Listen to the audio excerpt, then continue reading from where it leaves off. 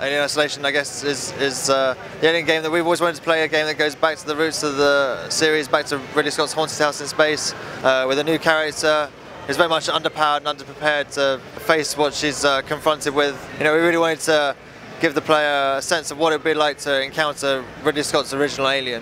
So the game takes place 15 years after the Nostromo goes missing. Weyland Yutani believe that someone's found the flight recorder of the Nostromo, and they send a small crew to a very remote deep space station to simply go and collect it. And Amanda Ripley, Ellen Ripley's daughter, who's been sort of searching for clues as to her mother's disappearance, volunteers to be part of that crew. Of course, when they arrive at the station, she gets to confront the horror that separated them in the first place.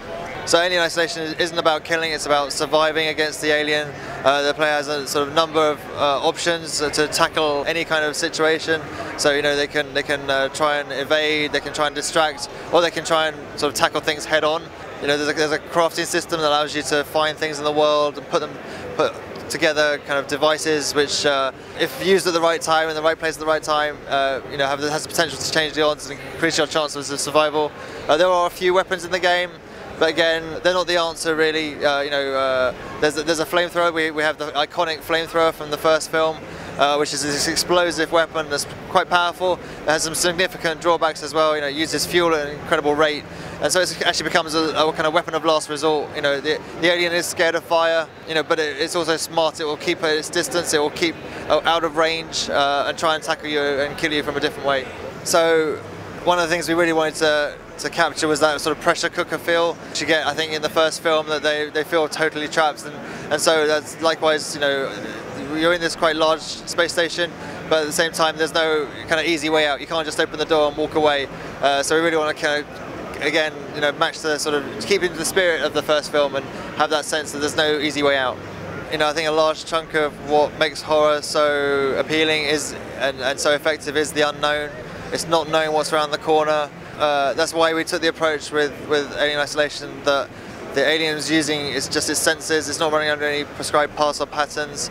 It's just using its sense of sight and sound to try and track you down. So every time you play, it's a kind of a different experience. Everyone has a different story to tell as to how they survived.